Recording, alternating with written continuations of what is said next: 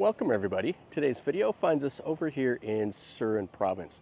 And where we are, we're probably about 35-40 minutes or so outside of Surin proper. We came out here to see probably the best example of a Khmer temple here in this province. This is fantastic. It's a Prasat Sikhoraphum, something like that. Anyway, it's a hard one to pronounce. I've been here several times. This one is actually, it's really beautiful. It's mainly a brick temple, but they do have the laterite stones and the sandstone. It was built probably like 11th century, somewhere in there, by Khmer King Surin I. It might have been built by Surin II or Utravaraman II. They don't know exactly, but anyway, it's quite old. And it was restored a couple times. It was restored also in the 17th century with some Lao architecture. But anyway, there's like a 10-armed Shiva with the sacred geese below it. It's a lintel. So we're going to go through here and we're going to kind of enjoy this and see what we see.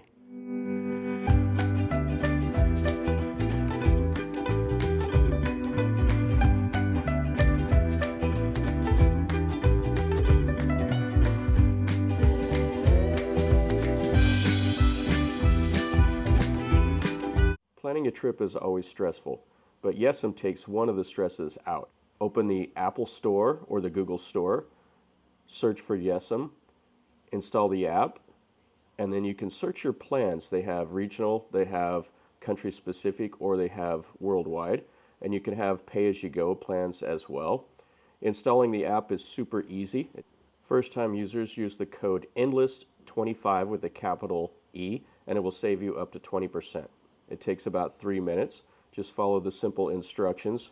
You can activate the plan immediately or upon arrival. Then all you simply do is open up the settings, turn your line off, turn YeSim on. You can check your balance at any time through the app, and then when you're at the airport, just simply walk by and enjoy your holiday.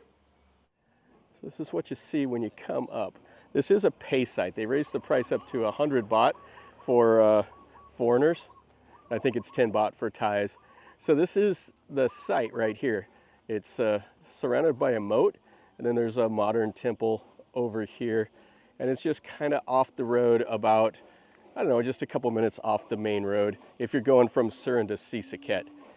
And it's just kind of a rural town out here. So it looks like it's a deal. It's 80 baht, not 100, 10 baht for the Thais. And this is open until 6 p.m.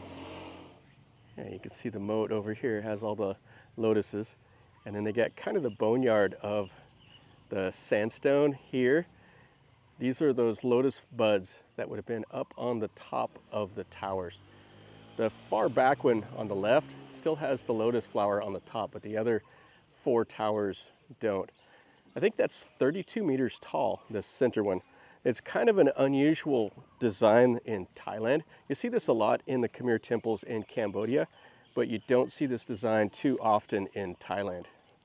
Yes, they have a couple of the replicas that were found here at this site that they don't have here anymore. This one right here is Krishna's battle with the lions. And this is what would have been here before. If you go to the Pimai Museum, you can see a couple of the lintels from here. And then over here we have Krishna's battle with the animals. And then it has the meditating monks up above. Yeah, so those were 155 centimeters long and 94 centimeters tall. So they were quite large. Let's take a look at these pieces of sandstone here. Oh, these are really, really nice. You can see the lotus flowers that they carved in right there. And then it has the Naga in between. And this would have been the very, very top. So they would have hoisted these into place. It would have been just like a rough blank of sandstone, and then the guy would have got up there with some scaffolding and carved it. And this looks like maybe part of a lintel or part of the top of the door jamb. And this one here, you can see how it was exposed to the weather all those years. It's got the lynching growing on it. Yeah, I really like seeing stuff like this. I mean, if you can imagine a guy was here with a chisel and a hammer banging away, making this for the temple 1,000 years ago. And here they are, still here for us to enjoy. And then you can see the moat. So the entrances here are on the east side, which is normal for most temples. I mean, there's a few that they're a little bit different, but generally the east entrance is the way that they were designed. This is the base. So they used the laterite stones. That's that red clay material. And it's fairly easy for them to quarry and to shape. So they cut them into blocks, moved them over here. And you see it has these holes in it. Those holes were where they could stick a piece of wood in it, and then they could drag it, or a team of men could lift it up, and then they would bring it over here and set it into place. And then they would carve all the patterns in it. So you could see they used the laterite base, and then the towers are made out of brick. And then they use the decorative parts here are the sandstone. And they've had to brace that up to keep this tower from collapsing here. And you can see the sandstone here. So this element would have went up over the door, and then there would have been a lintel.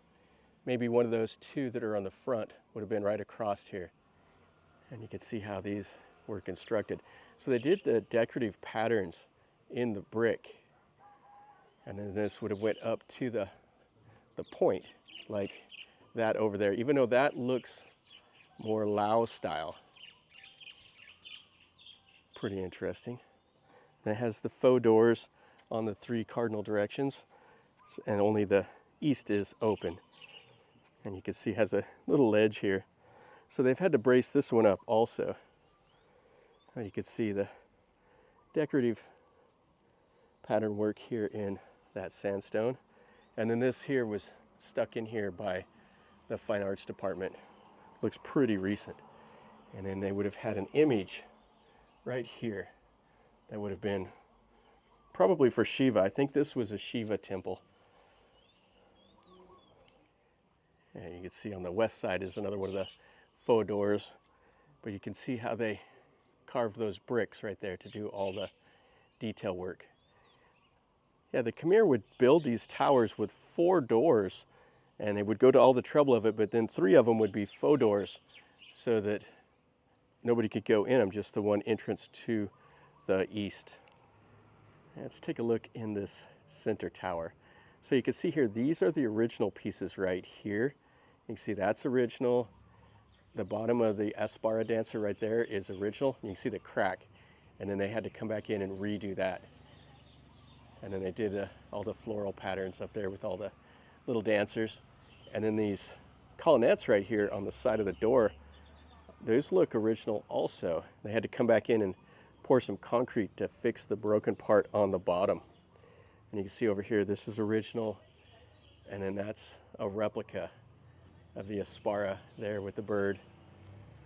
But that is quite beautiful. And then check out the lintel. So the lintel is what goes over the door. And this is the 10-armed Shiva dancer. And then it has the sacred geese right there below her feet. And then you have all the other figures and all the floral patterns and that garland. Oh, that is really, really cool. And then that's original up there. And then you see the Naga right there on the corners. And this would have had another image on the pediment, and it's gone now. Yeah, so you can go inside of here. So you take off your shoes. So you can see they had the plaster, and you can see the brick core back behind. I don't know how much of this you'll be able to see in here because it's quite dark. They put the Buddha images, and there's a pedestal. So this would have had a Shiva Linga at one time in here. And you can see how this is carved here on the bottom also. Yeah, that's really nice. Yeah, you can see the faux door here, and then that would have had the pediment with the Naga going over the top of it. Yeah, so this was originally Hindu, and then they converted it into Buddhism. And it would have had those little corner Naga right there also. Yeah, this is quite nice. The pedestal that it sits on is massive. They hauled in a lot of laterite for it. And you see this tower here is in really bad shape. So they did stick the new sandstone right there, and it's missing right there. Just when it starts going up to the, like the bell part of the lotus flower, it's missing up above that. So this one here has quite a bit different styling to it up at the top. It still has all the little pieces, the little Buddha elements that are incorporated in there. It's really, really fantastic. You can see it's kind of tilted a little bit. It'd be a shame if it started really leaning and fell over. Yeah, you can see those are the Naga right there, and then it has like the Buddha and then the sandstone top. And this would have had one of those that's underneath the tree that we first looked at would have been in there. Let's see what's inside of this one here. You can see they got the new piece of sandstone and then the originals right here that they've incorporated. And they've bricked off all of this, and then they've stuck some Buddha images right in there and like a piece of the wood, and then they have some other stuff in there.